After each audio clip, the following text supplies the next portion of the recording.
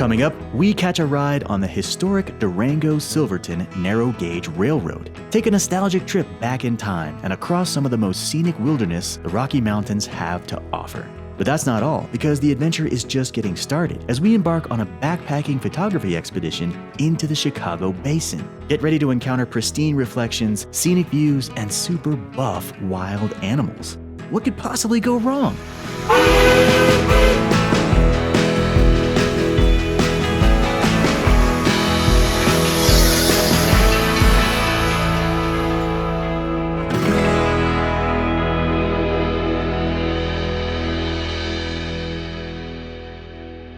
Let's say that the world of photography is becoming a little bit mundane, and you need something to renew your interest in the hunt for the next great image. What you seek is a different kind of adventure altogether, one that can only be found deep in the pioneering wilderness of Colorado. And this is where our story begins.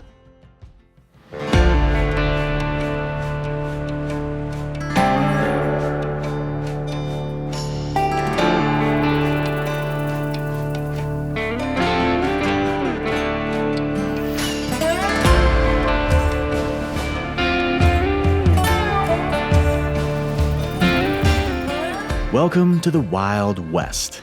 Okay, these days it's not so much wild as it's just the West. The first part of our journey finds us in the historic city of Durango.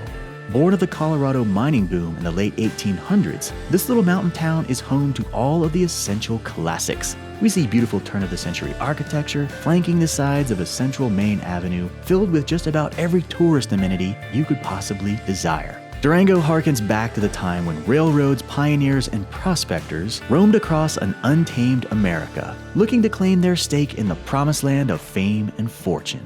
Cowboys drove herds of cattle through the streets, steam engines ferried loads of gold and silver out of the mountains, and anyone who did not strike it rich likely found plenty of consolation in the many saloons which still line the main street to this day. So what does any of this have to do with landscape photography? Pretty much nothing. But not to worry, because this is merely the first part of a multi-tiered adventure where the camera makes its appearance at the very apex. And this brings us to the next phase of our journey.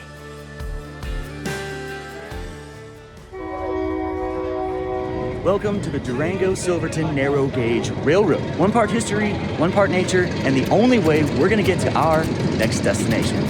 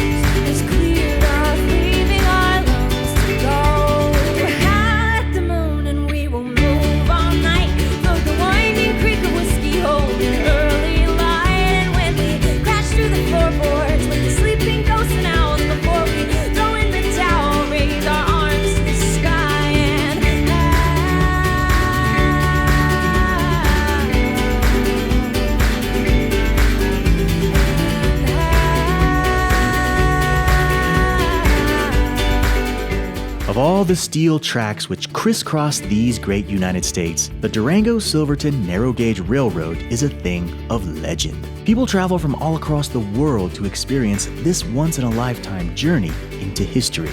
The train has been in operation for over 100 years, and it crosses through some of the most magnificent wilderness one could ever hope to see. So if you are looking to experience a trove of the finest scenery that Colorado has to offer, this is certainly the train for you. It's the perfect way to sit back, relax, and watch the world unfold right before your eyes. Make no mistake, this is a journey best enjoyed amongst good company. So call up a few of your trusted friends, preferably those who are not afraid of heights, and ask them if they want to hitch a ride on a magical machine that will go down as one of their all-time greatest memories. The railroad follows the crystal blue rapids of the Animas River, a wild and narrow waterway that cuts a path across rocky canyons, towering cliffs, and cinematic landscapes. Across the way, we see bits of history parked along the tracks, a living record of the many journeys that came before.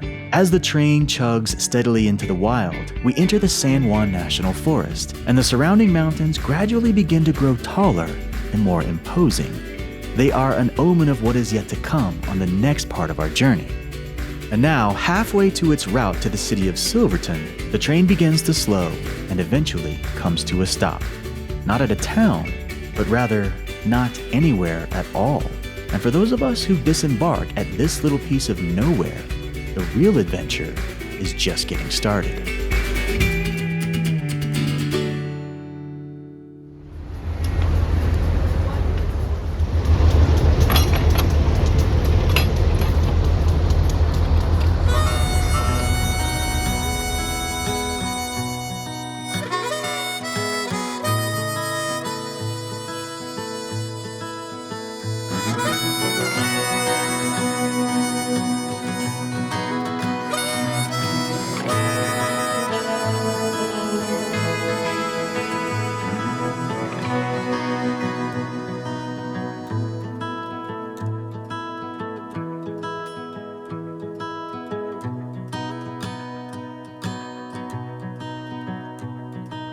And now for the part where we load a miniature house, complete with bedroom set and kitchen, into the backpack and parade up the trail. This destination is a magnet for experienced hikers who have come from all across the state to take on the trifecta of 14,000-foot mountains which surround the apex of the Chicago Basin.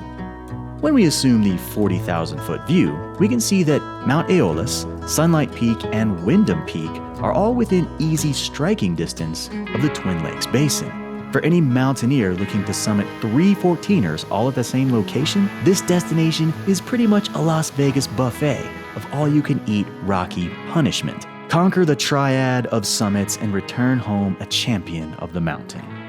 Or whatever. These feats of superhuman strength are probably best reserved for the maniacal athletes who live in the CrossFit gym, feast on kale, and have forsaken the magical libations of craft beer and wine.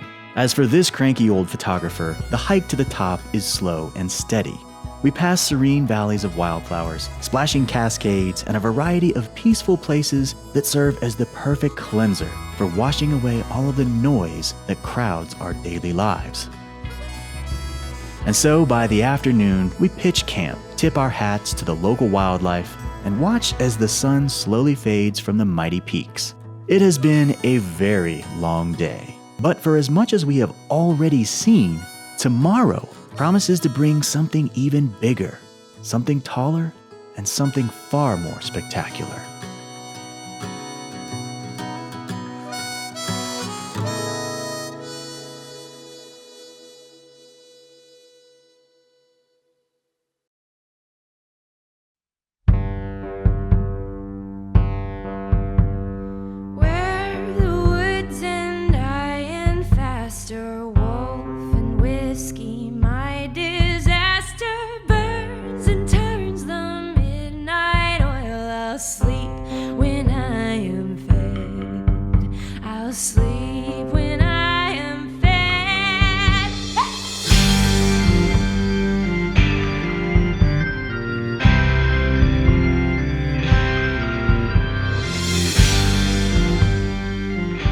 After a solid 17 minutes of sleep in a freezing tent, daylight dawns across the valley and beckons us to an early start on the trail.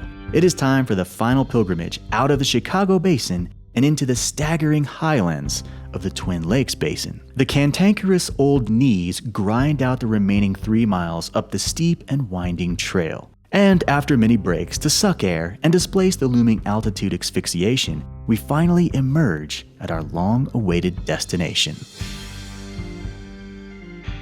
All right, ladies and gentlemen, welcome to the Chicago Basin Overlook. Brutal hike. Alright, let me spare you the gibberish that is about to unfold. This guy's brain was fully melted way back at about 12,000 feet, and I couldn't even tell you how high we are at this point. Ultimately, there is absolutely no hope of an intelligible sentence being uttered from the top of the mountain. Never mind the gratuitous dust spot on the camera's sensor, looming in the sky like a dark phantom. Right about here is where we would hear the geyser of profanity which typically follows the moment when the fluffy thing falls off of the microphone.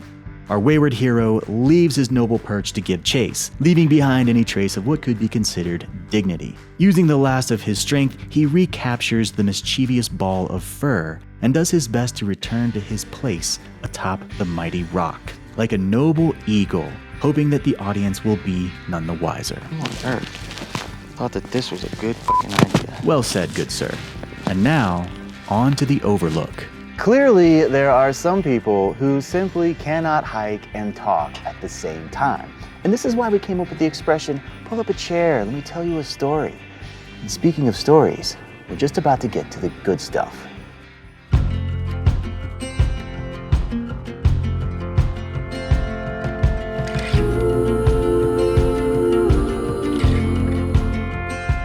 Never has there been a place where such little things give way to such big things. The Twin Lakes are a stoic oasis of rock and sky. The crystal waters create a mirror image of reality, generating an upside-down world that is almost too perfect to believe.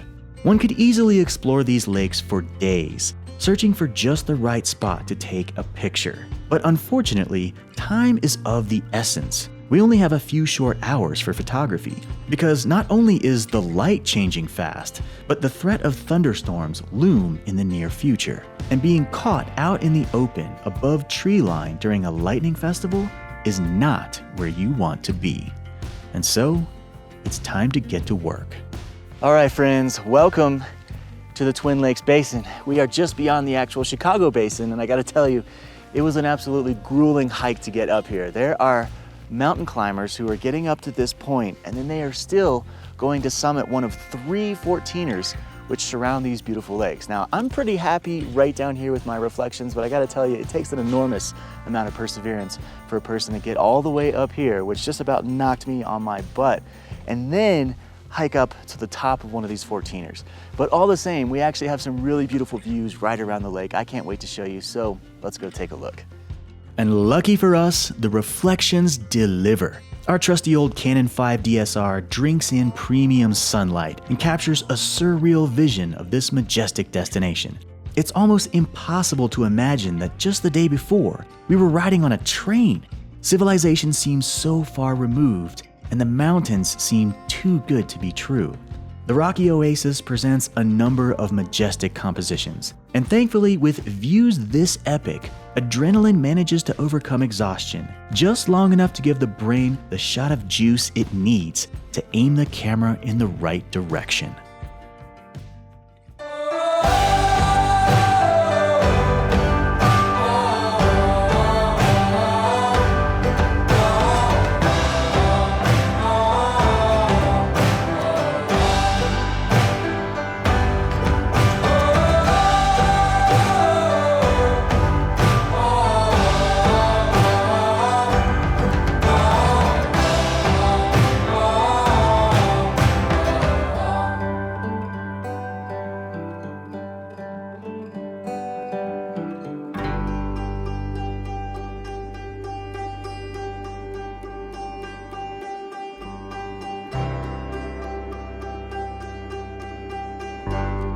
And so, our adventure reaches the final version of its many incarnations. What began as a journey back in time has manifested into a photography expedition of legendary proportions. Our travels have taken us across train tracks, bridges, rivers, and into a vast wilderness that words simply cannot describe. Fortunately, whenever words fall short, the camera can always be trusted to fill in the rest.